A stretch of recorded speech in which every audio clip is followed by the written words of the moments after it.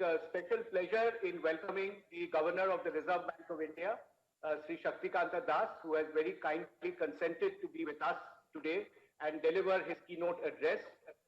Yesterday, it was really heartwarming that the two sessions were very widely attended. This is a very new economics conclave that we are having in an era of COVID where they are doing it digitally, but almost 2,000 people had logged in to listen to two panels. One was, of course, the eminent industry captains, along with an eminent expert from AIIMS, Dr. Randeep Guleria, who debated on how COVID has really impacted India and what would be the way forward. I think there were divergent views, but at the end, everyone said that things have started looking up from June onwards, and going forward, possibly there will be either a V-shaped recovery or a U-shaped recovery. That was a debate. Things have started looking up in various sectors of the economy, especially in the rural areas. This session was followed by a very, very engrossing and engaging talk by Professor Dani Rodrik. He is the John F. Kennedy professor in the at Harvard University. And he spoke at length on how he viewed the global economic challenges, as also at the end, what it means for India and how India can take this forward. As far as the global economy was concerned, Professor Rodrik spoke of how, in his terms, hyper-globalization has taken the world into a completely different direction from what it was when Bretton Woods had come, and why that may not be the right solution. And he was talking about rebalancing the global economy. As far as India is concerned, he said that the reason why India had done very well in the recent past was that it was led by trade-related technical areas where India had done very well between 1995 and say 2015. But slowly, I think that period is coming to an end, and India needs to focus on other areas where, and how to focus on other areas. He wants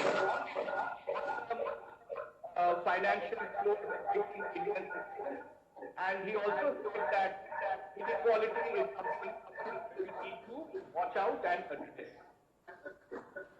Today we have, as I said, first we look forward to the Governor of Reserve Bank of India. He has been in this position from December 2018, and I think so many things have happened in his tenure of 1.5 years. Even before COVID, I think the steps that RBI has taken, the consultative process that RBI has followed, has been widely welcomed by all, both in industry and in banking.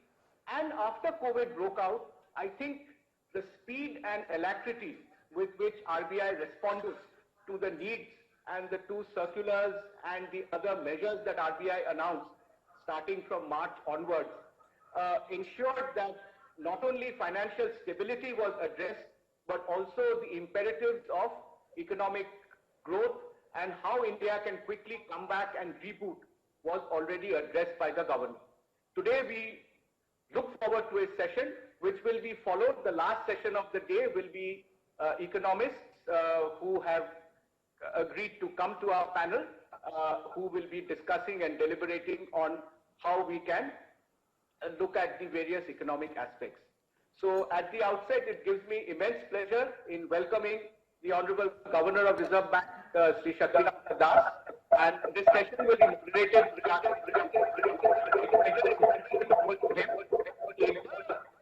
morning forward.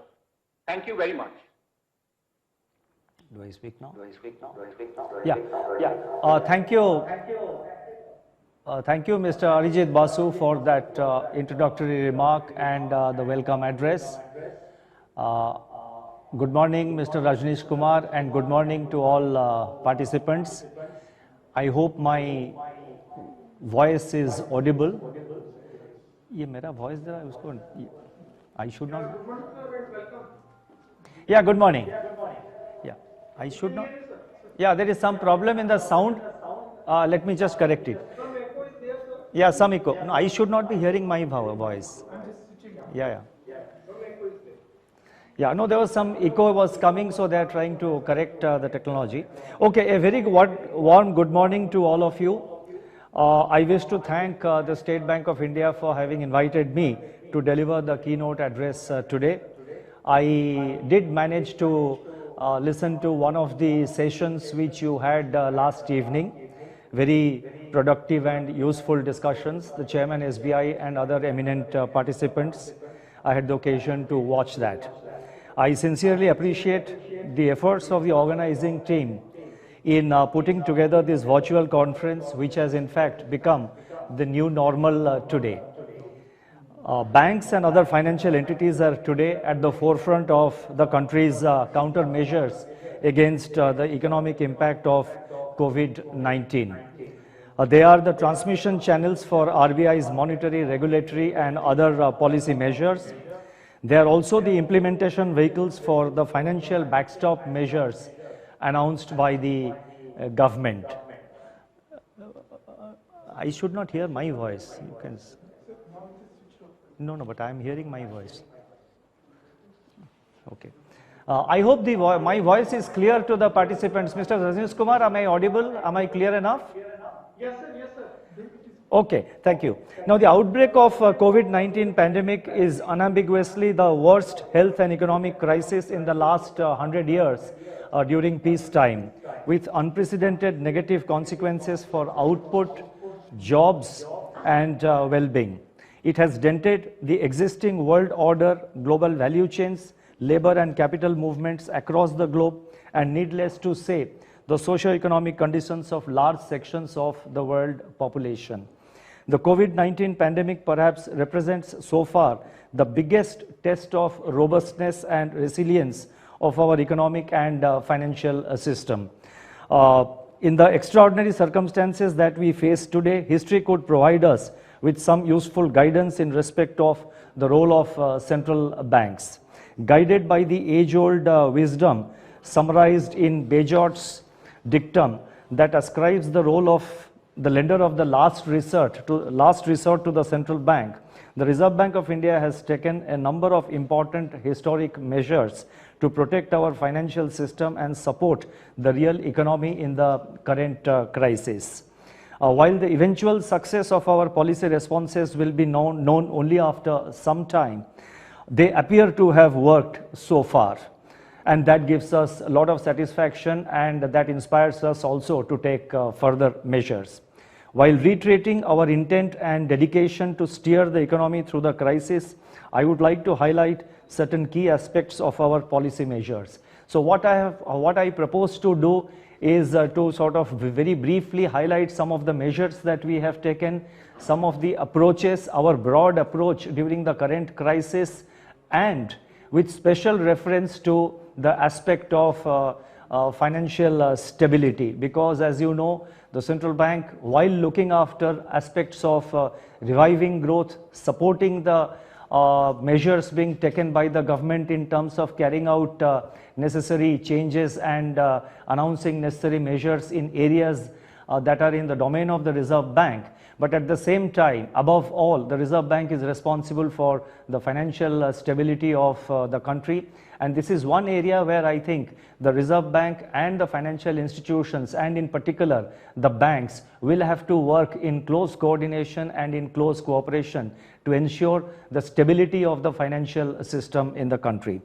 Now, let me first briefly touch upon the monetary policy measures which we have taken. As you would be already aware, the RBI was already in an accommodative stance before the outbreak of COVID-19. And from February 2019 onwards, on cumulative basis, we had cut the repo rate by 135 basis points till the onset of the COVID-19. Now, consistent, and that was done mainly to sort of to tackle the slowdown in growth which was visible at that time, and we had elaborately touched upon it in our MPC resolutions. Now, consistent with this policy stance, when liquidity conditions, we had also kept them in ample surplus. The lagged impact of these measures was about to propel a cyclical turnaround in economic activity when COVID-19 brought with it calamitous misery, endangering both lives and livelihood of people. Given the uncertainty regarding the evolution of COVID curve, it was absolutely critical to anticipate the emerging economic risks and take proactive monetary policy actions of sizable magnitude using comprehensive range of policy instruments. The fast-changing macroeconomic environment and the deteriorating outlook for growth necessitated off-cycle meetings of the Monetary Policy Committee, first in March and then again in May 2020. The MPC has decided, as you would be aware, to cumulatively cut the policy repo rate by 115 basis points. So from February 2019, the total rate cut that RBI has undertaken is 250 basis points. Now, we also focused on liquidity measures. I would not like to go into the details of that. They're already in the public domain. They are known to you. But I would like to just say that both conventional and unconventional monetary and liquidity measures by the Reserve Bank were undertaken, and they were aimed at, number one, restoring market confidence, number two, alleviating liquidity stress, number three, easing financial conditions, number five, unfreezing credit markets, and number six, augmenting the flow of financial resources to those in need for productive purposes. The broader objective was to mitigate the risks to growth outlook while preserving financial stability. The liquidity measures announced by the RBI since February 2020 aggregate to about rupees 9.57 lakh crore, which is equivalent to 4.7% of 2019-20 nominal GDP. So about 4.7% of the GDP, that is the kind of liquidity measures which we have announced from February this year. Now, heading into the pandemic, the financial system of the country was in a much improved position, owing mainly to the various regulatory and supervisory initiatives which the Reserve Bank had undertaken. We had put in place a framework for resolution of stressed assets, the 7th June circular, and the various other measures that Reserve Bank had undertaken, in addition to implementing multiple measures to strengthen credit discipline and to reduce credit concentration. For 5 years between 2015-16 to 2019-20, the government had infused a total of rupees 3,08,000 crore in public sector banks. As a result of efforts by both Reserve Bank and the Government of India, the overhang of stressed assets in the banking system had declined and capital position has considerably improved. As per available numbers, some of which are provisional at this point of time, the overall capital adequacy ratio of scheduled commercial banks stood at 14.8% in March 2020 compared to 14.3% in March 2019.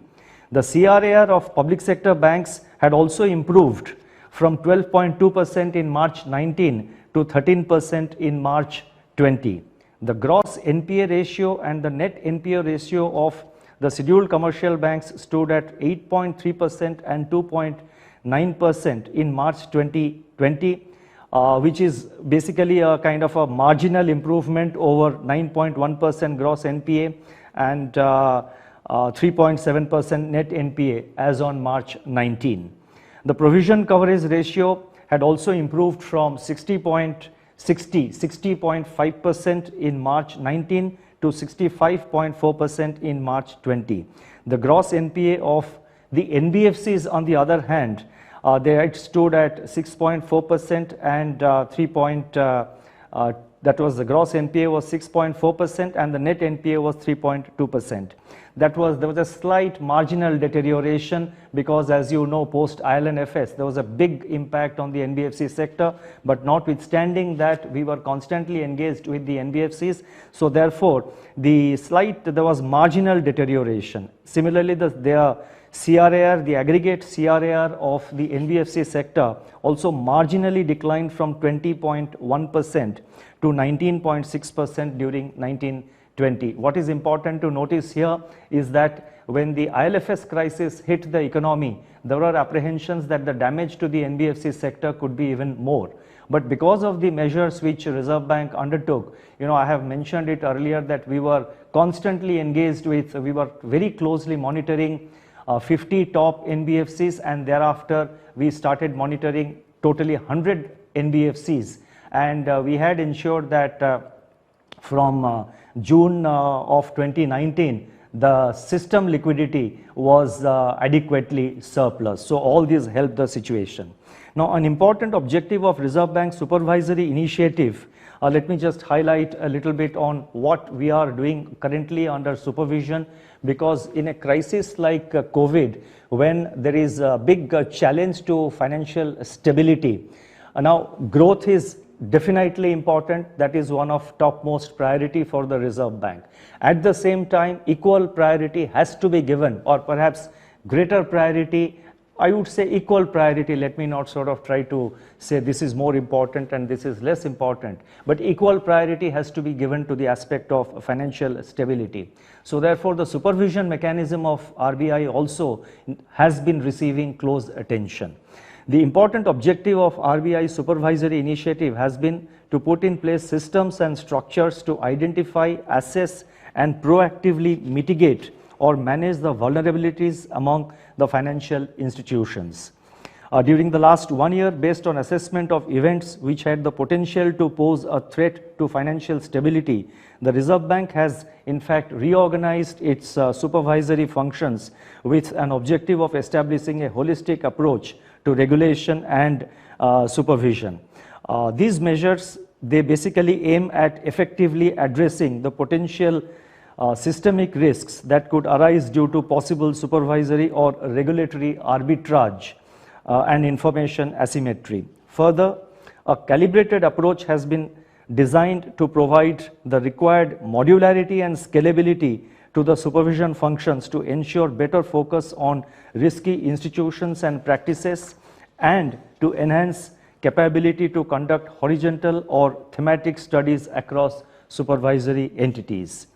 As a fulcrum of the calibrated supervisory approach, the Reserve Bank has strengthened its off-site surveillance mechanism. Now, this is very important. Internally, we have, based on technology, thanks to the the CRILIC system and the other technology tools that we have at our disposal, we have strengthened our internal off-site surveillance mechanism to identify emerging risks and assess the vulnerabilities across the supervised entities for timely action. We are also working towards strengthening the supervisory market intelligence capabilities of Reserve Bank with the help of both personal and technological intelligence. Specialized handling of weak institutions at the Reserve Bank now helps in closure monitoring and successful resolution of such entities in a non-disruptive manner.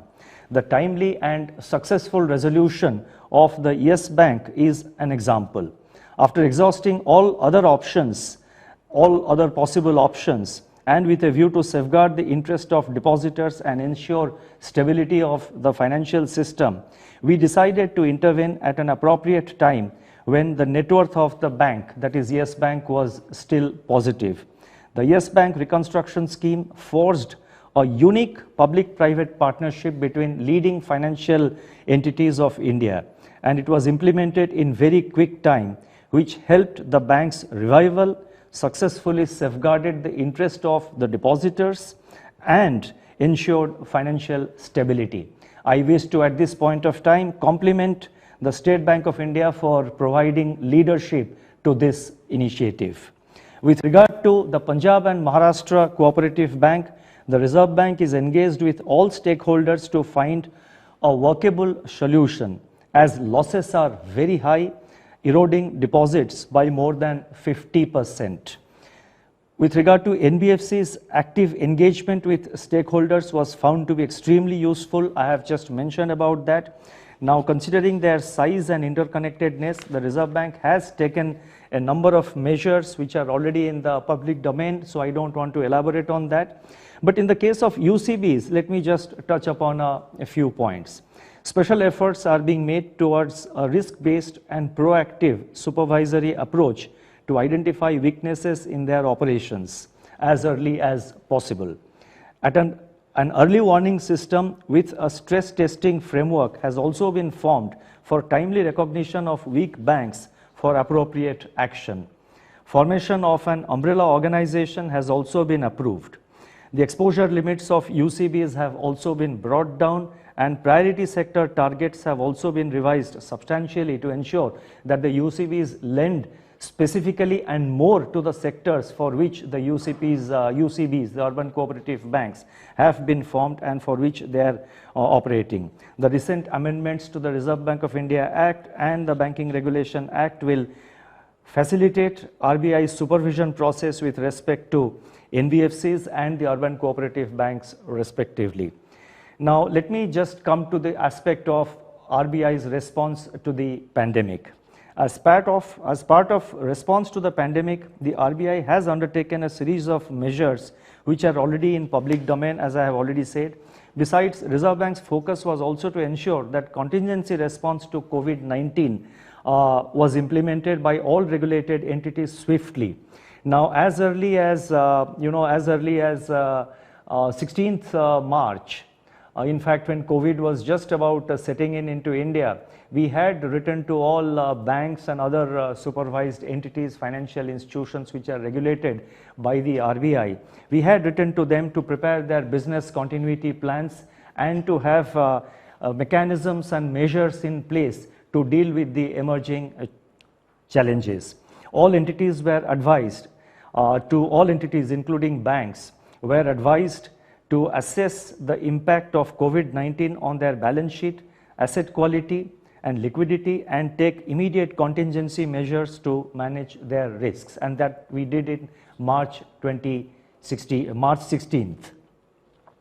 Now, as the lockdown has obstructed our on-site supervisory examination to an extent, we are further enhancing our off-site surveillance mechanism, and the objective of the off-site surveillance mechanism is to smell the distress, if any, and be able to initiate preemptive actions. This requires use of market intelligence inputs on an ongoing engagements with financial institutions on possible or potential vulnerabilities. The off-site assessment work, which takes into account macro and micro variables, is more analytical and forward-looking and aimed at identifying vulnerable sectors, borrowers, as well as supervised entities. While multi-pronged approach adopted by the Reserve Bank has provided a cushion from the immediate impact of the pandemic on banks, the medium-term outlook is uncertain and depends on COVID-19 curve. Policy action for the medium term would require a careful assessment, and this is very important. Policy action for medium term would require a careful assessment of how the crisis unfolds, building buffers and raising capital. I repeat, building buffers and raising capital will be very crucial, not only to ensure credit flow, but also to build resilience in the financial system. We have very recently, that is on 19th June and again on 1st July, advised all banks and NBFCs to sort of analyze and do COVID stress test and analyze the impact of COVID-19 on their balance sheet, asset quality, liquidity, profitability, and capital adequacy for the financial year 2020-21 and also for the next year. Based on the outcome of such stress testing, banks and non-banking financial companies have been advised to work out possible mitigating measures, including capital planning, capital raising, and contingency liquidity planning, among others. The idea is to ensure continued credit supply to different sectors of the economy and maintain financial stability. So essentially what we are saying is that every financial institution, and in particular the banks, they have to do a COVID stress test, and I'm aware that many of the banks have already initiated this exercise, and each bank is expected to undertake this COVID stress test, identify what kind of vulnerabilities they have, what kind of challenges they are likely to encounter, identify the vulnerable points and raise capital in time. I think that is very crucial at the moment, and that is something which the banks are expected to give topmost priority, and I'm aware that many banks have already started this process. Now, going forward, there are certain stress points in the financial system which would require constant regulatory and policy attention to mitigate the risks. It is not just regulatory and policy monitoring, or that it's not only sufficient that the RBI is vigilant and watchful. It is equally or perhaps more important that the banks and other financial institutions are even more watchful of the emerging vulnerabilities and the challenges. The economic impact of the pandemic due to lockdown and anticipated post-lockdown compression in economic growth may result in higher non-performing assets and capital erosion of the banks. A recapitalization plan for public sector banks and private sector banks has therefore become absolutely necessary. While NBFC sector as a whole may still look resilient, the redemption pressure on NBFCs and mutual funds also need close monitoring. Increasing share of bank lending to NBFCs and the continuing crunch in market-based financing faced by NBFCs and HFCs also needs to be watched very carefully. Now, while I said that, the key takeaway here is not just that there is possibility of increasing vulnerability or that there is possibility of rising NPAs. That is something which is evident, it is obvious. When a natural calamity happens, when there is flood, when there is cyclone, when there is disruption due to natural calamity or other such incidents, naturally the repayment activity, the repayment behavior or the repayment capacity of certain borrowers get impacted, and that does impact the NPA position of banks. So in a situation like COVID-19, naturally there will be some consequences for the NPA position of the banks. But what I would like to emphasize here is that this is not really the key takeaway. This is obvious. The key takeaway from what I am saying is how we as a system, how the banks and other financial entities deal with this challenge, how they respond to this challenge. In such situations, as I have already said, I think it's become a lot more important that the banks will have to improve their governance, the banks will have to sharpen their risk management skills, and the banks will have to raise capital in an anticipatory basis instead of waiting for a situation to arise in advance, and proactively it is necessary. Banks, both public sector and private sector banks, build up adequate capital buffers. So this is the takeaway. The key takeaway is not that there could be rise in NPA. The key takeaway is how the banks are responding. The key takeaway is the need, as I said, to focus more on governance, focus more on risk management, and focus more on raising capital and building up buffers. The global financial crisis of 2008 and 9 and the COVID-19 pandemic have in fact dispelled the notion that tail risks to the financial system will materialize only rarely. The probability disruption of risk events has much fatter tails than we think. Shocks to the financial system, dubbed as once-in-a-lifetime events, seem to be more frequent and even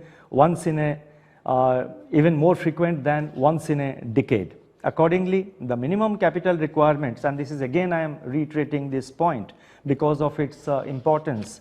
Accordingly, the minimum capital requirement of banks which are calibrated based on historical loss events may no longer be considered sufficient enough to absorb the losses. Meeting the minimum capital requirement is a necessary but not a sufficient condition for financial stability.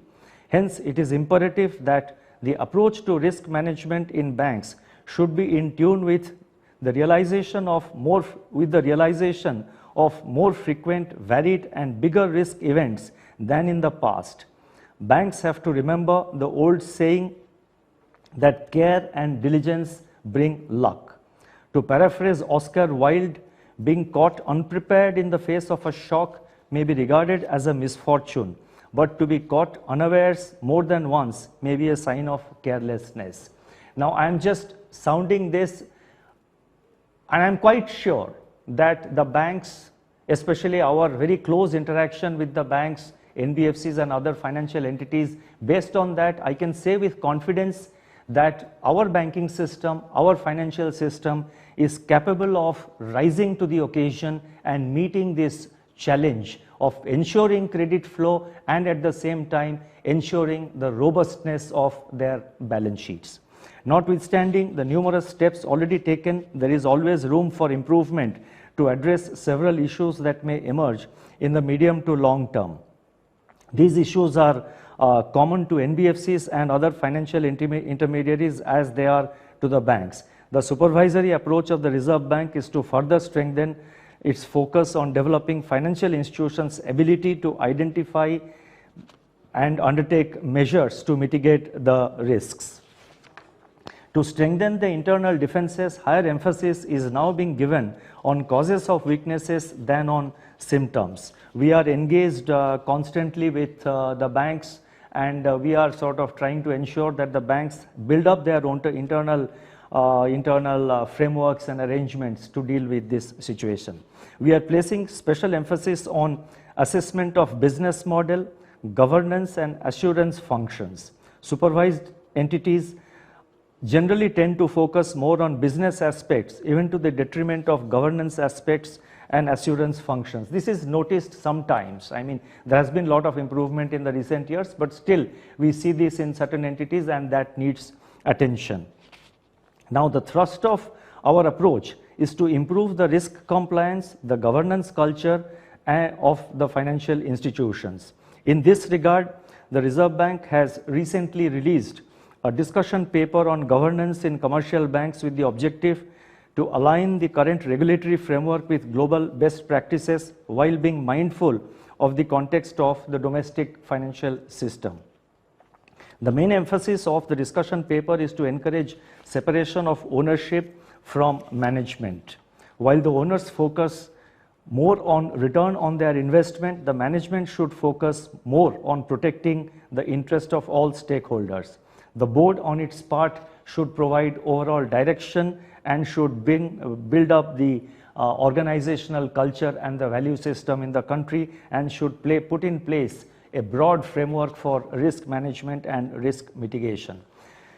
And going forward, the Reserve Bank proposes to extend these principles of good governance to the large-sized NBFCs in due course. Now, I would like to conclude by talking briefly about the way forward.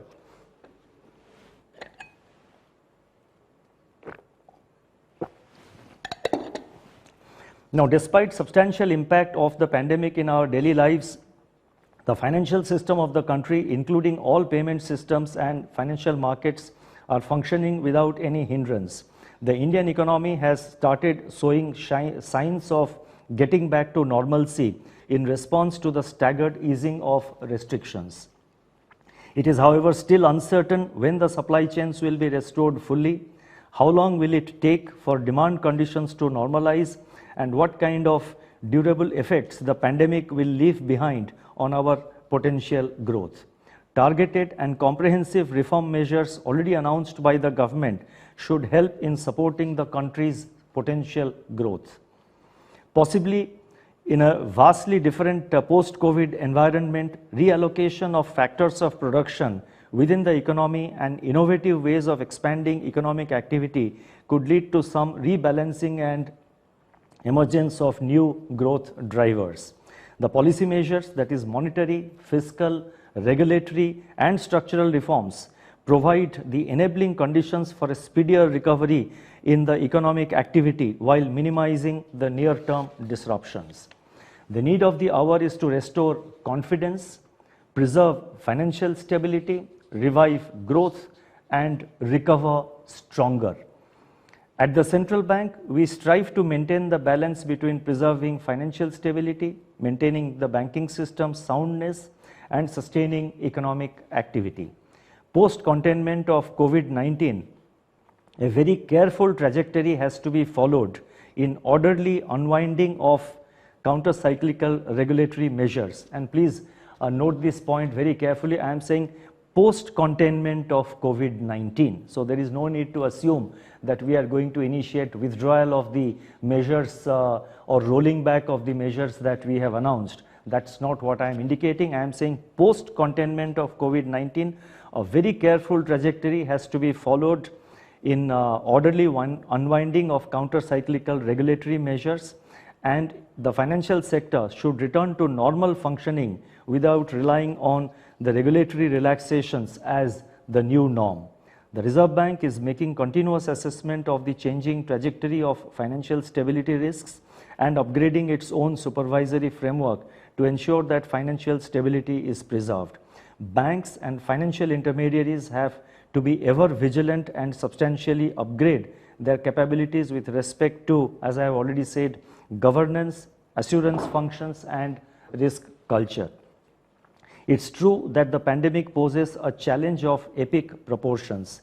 However, human grit, manifesting through collective efforts, intelligent choices, and innovation will tremendously help us to come out of the present crisis. Mahatma Gandhi had said, "The future depends on what you do today."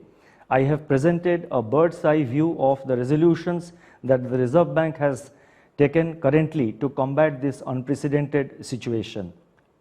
I am confident that these will complement the measures undertaken by the government in achieving our policy objectives. Along with tireless efforts of thousands of people and the undying spirit of our populace, I am optimistic that these policy actions will yield the desired results. These are trying times, and these trying times will only strengthen world's faith in the resilience of our economy. We shall prove this together. Thank you. Over to you, Mr. Rajneesh Kumar. Thank you. Thank you very much.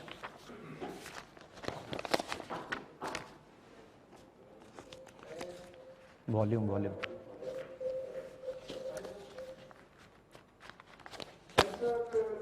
Volume. Yes, you are audible. थोड़ा loud कर लो. What I have observed since the beginning of this COVID, that the response of Reserve Bank of India has been very proactive and timely policy interventions have happened, and many new measures which we had not heard of, like long-term repo. So this was an innovation, and it helped.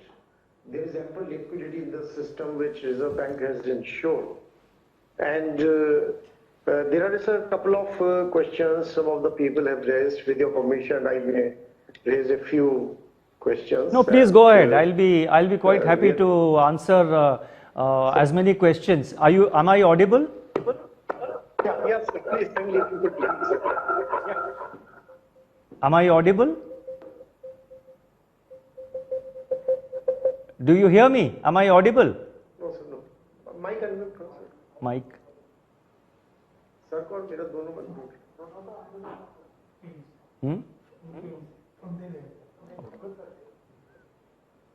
Is it okay now? Do you hear me? Yes, sir. Yes, sir. It's Yeah. okay, sir. No, I'll be happy to take as many questions as possible, depending on how much time, because your next session also has to start. So I'll be quite happy to answer a few questions. Yes, sir. But like time is not a constraint, sir. We don't get such opportunity, and all eyes in the country today are on Reserve Bank of India. So one is, sir, it is becoming very clear, and yesterday Roderick Danny, he also very categorically stated that there is likely to be a new world order which will emerge. And India, of course, it also came out very clearly that we are not a major player as far as global supply chains are concerned, or global value chains are concerned. So when we are moving into a scenario where the globalization in the current form itself has become doubtful. Now, how can India find its place? We have been missing it. There were opportunities to be part of the global value chains. Somehow India could not be part of those chains in a significant manner. So, should India now very seriously try to be part of those global value chains? No, definitely. In fact, I think at this point of time, the emphasis in India, as I have already mentioned, that the focus should be on correcting and undertaking certain measures with regard to land, labor and other areas and ease of doing business. And one thing that you will notice that I think Indian companies and Indian industry responds better in a crisis. You see how our pharmaceutical sector has responded to the current crisis and to the requirement of various medicines for which there is a great demand across countries. The pharma sector has remained fully functional even during the period of lockdown, and they have met the requirement. So there are lots of emerging opportunities, available opportunities world over. So with greater focus on ease of doing business, with efforts to sort of improve efficiency and productivity, this is a great opportunity for Indian companies to get into global value chains. But very important to become a part of the global value chain is to improve your quality of the product. I think that is one area sometimes we find. We don't find symmetry across sectors. Certain sectors the quality is ensured. Certain sectors are not able to break through into the global value chain because of quality issues. And this is one area where I think the large corporates have a major role to interact with their suppliers, the MSMEs and other units which supply them the various components and raw materials, or even the MSMEs which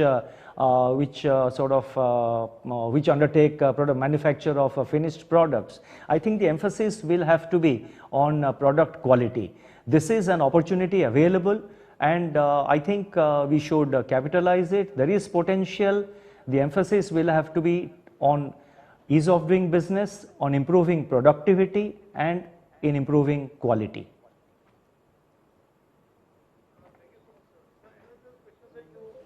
Talked about Yes Bank, and that is an example which brought out very clearly that if any financial institution, if it is facing situation or trouble, the existing Basel framework around liquidity and capital, it doesn't come much to help, because by nature all financial institutions are highly leveraged, and that's how we make our money, through leveraging. So in such a scenario, a corporation or a resolution corporation who can provide both the equity capital and as well as liquidity, which otherwise falls upon either Reserve Bank of India or on any other bank like State Bank of India to give the equity and liquidity support. So is there any thinking, sir, where resolution corporation could be set up by Reserve Bank of India? No, I think this is something which, as you are aware, this was part of the intention of setting up a resolution corporation was earlier a part of the FRDI bill, which the government withdrew because there were certain issues which needed closer examination. So therefore, the government withdrew that FRBM bill. But coming to the main issue, that yes, we certainly need a structured mechanism with legal backing to deal with stressed assets. I think that is something which is necessary. But I must say that the amendment and the notification, not amendment, but the notification issued under section 227 of the Insolvency and Bankruptcy Code, I think that has given additional powers to Reserve Bank to deal with the NBFC and the housing finance sector, and under that, by using the powers which have been given to the RBI, the Reserve Bank has appointed, we have appointed an administrator in the DHFL, and that has now been referred to the NCLT, and the resolution of the DHFL, it is on stream now. I think that is going on fairly well. We review it, we do monitor it from time to time. But so far as the banks and other financial institutions are concerned, I think the approach traditionally has been, you merge a failed bank with a larger bank. Now, while that definitely protects the depositor's interest, but it also tends to pull down the balance sheet of the larger bank to which the smaller bank or the failed bank is merged. In the case of Yes Bank, we tried for a market-based resolution. There were investors who were showing interest, and we thought that is the best way of going about it, that new investors come in, put money and take it forward. When that did not materialize, we then, without adversely impacting the balance sheet of any bank, any participating bank, we worked out this arrangement of public-private partnership, and we have had a lot of discussions during that period with you and your colleagues from the other banks, and a lot of consultations were held, and we came out with that mechanism. But going forward, I think we need legislative backing to have some kind of a resolution corporation which has to deal with resolution and revival of stressed financial firms. The regulator can issue early warning signals, can flag the emerging risks. The regulator will continue to take necessary measures, will continue to sort of interact with with the management of the bank or NBFCs to identify the vulnerabilities, but there has to be a legally backed arrangement. But having said that, as I have tried to explain in my in my intervention today in my opening remarks, and I must mention that a copy of this, whatever I spoke, a copy of my speech, the full text of which I did not read out, will be uploaded in the RBI website once this session is over. So those of you who are interested may have a look at it. But our primary focus is now to monitor it and identify the vulnerability from a very incipient stage, and then take corrective measures, impress upon the management, interact with the management, closely work with the management, ask them to take necessary corrective measures, whether some amount of governance changes or replacement of certain key personnel or mobilization of additional capital or additional liquidity. So our focus now is to identify the vulnerability from a very incipient stage and then engage with the management of a bank or management of a financial entity to ensure that the problem doesn't become larger. I think eventual solution lies in that. But having said that, I must say that a bigger responsibility lies with the banks and the financial entities themselves. And I'm quite happy to note that many banks in particular have, both in the public and private sector, they have improved their internal risk management risk management systems and procedures, and they are able to take preemptive action. So the bigger responsibility lies with the management of the banks, and that is banks or the financial institutions. That is why we are focusing so much on risk management. That is why we have brought out this document on governance in commercial banks.